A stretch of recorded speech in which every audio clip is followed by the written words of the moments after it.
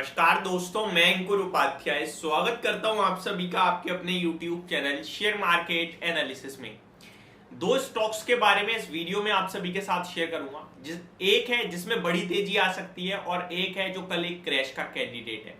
दोनों ही स्टॉक्स में कोई ना कोई खबर है, तो शुरू करते हैं अच्छी खबर के साथ, तेजी वाले स्टॉक के साथ। तो सबसे पहले तो मैं आपको बता दूं, मार्केट का मूड माहौल अगर आप देखोगे तो वो आपको कोई डायरेक्शन देगा नहीं। FII का डाटा भी इनफैक्ट कोई डायरेक्शन देने के लिए तैयार नहीं है, क्योंकि कल एक लंबे समय बाद बहुत छोटा डाटा आया है। उसके बाद ग्लोबल मार्केट्स की बात करूं अगर मैं, एशिया पैसिफिक या फिर यूरोप की, तो वहां पे लाल निशान है। वहीं अगर यूएस मार्केट की बात करूं तो डाउ जोन्स को छोड़कर बाकी के नैस्डैक इंडेक्स, रसेल 2000, S&P 500 ये भी तीनों लाल निशान में ही बंद हुए।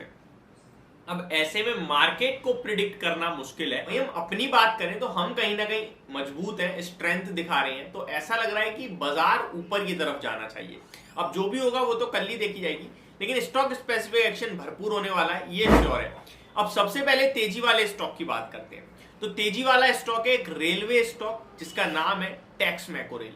दोस्तों, इस कंपनी ने अपने नंबर्स पेश करे कल के सेशन में, और क्या दमदार नंबर पेश करे हैं। मतलब इतने तगड़े नंबर पेश करे हैं, ये अपने आप में क्लियरली दिखा रहा है कि रेलवे कंपनीज क्यों इतने ज्यादा महंगे वैल्यूएशन पे और क्यों भाग रही हैं।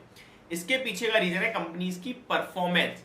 अब टेक्समैको रेल की पर्टिकुलरली बात करूं अगर मैं, तो 133 रुपीज के लेवल्स पे आपके लिए फ्राइडे को बंद हुआ ये शेयर, लगभग 5.5% बढ़कर। लेकिन ये जिस तरीके के नंबर पेश करता हुआ दिख रहा है, ऐसा लग रहा है कल फिर एक बार 5 से 7% की तेजी बननी चाहिए।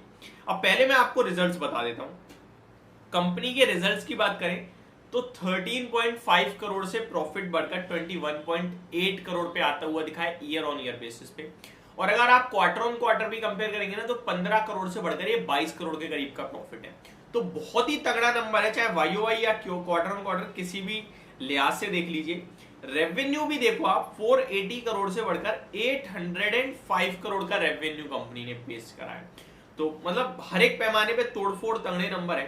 कामकाजी मुनाफा 42.5 करोड़ से बढ़कर 74.7 करोड़ का आता हुआ दिखा है, बहुत ही शानदार। और एबिटा मार्जिन 8.77% से बढ़कर 9.28% के होते हुए दिख रहे हैं।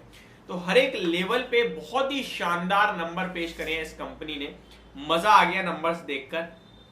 अब इस कंपनी के स्टॉक की बात की जाए तो आपको 133 के लेवल्स पे क्लोजिंग देता हुआ दिखा है। रिसेंटली 150 रुपए का हाई लगाया है इस स्टॉक ने, एंड 150 का हाई लगाने के बाद करेक्शन हुई और करेक्शन में अब फिर ऊपर जाना शुरू हुआ है।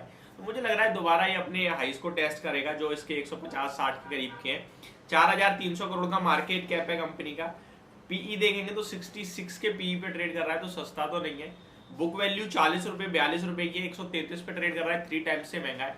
बट नंबर्स जो कह रहे हैं ना, वो यही कह रहे हैं। देखिए आप FY23 में प्रॉफिट देखो 20 करोड़ का है, TTM बेसिस पे 65 करोड़ का है, यानी कि 3 गुना प्रॉफिट हो चुका है। तो शेयर का प्राइस कैसे ना भागे। तो पहला स्टॉक तो टेक्समैको रेल है, जो कल आपको तेजी के लिए फोकस में रखना है। दूसरे शेयर की तरफ बढ़ते हैं आगे, और जो गिरने वाले स्टॉक की लिस्ट में नाम आगे आ रहा है जिसका, वो है डेल्टा कॉर्प। जी हाँ, एक बार फिर से डेल्टा कॉर्प फोकस में आ गया है। कल एक खबर आई लगभग 4:30 बजे, जहां पे GST की तरफ से इन पे फिर एक बड़ा झटका लगा है। देखिए अभी गेमिंग एंड कैसीनो कंपनीज को बड़े नोटिस गए हैं GST इंटेलिजेंस की तरफ से, और यहाँ पे एक बार फिर GST इंटेलिजेंस ने जो 16,822 करोड़ का GST नोटिस भेजा था डेल्टा कॉर्प को, वो बढ़ गया है। अब GST इंटेलिजेंस ने जो नोटिस भेजा है वो 23,206 करोड़ का हो गया है, लगभग 7,000 करोड़ से ये नोटिस बढ़ गया है। इस कंपनी की बात करें तो कंपनी के पास 2,2200 करोड़ के रिजर्व्स हैं, 200-250 करोड़ का प्रॉफिट कर रही है कंपनी, वो भी 12 महीने में, एक क्वार्टर में नहीं, 12 महीने में, बीते 12 महीने में 200-250 करोड़ का प्रॉफिट करती है। 3,800 करोड़ का मार्केट कैप है करंट मार्केट प्राइस से।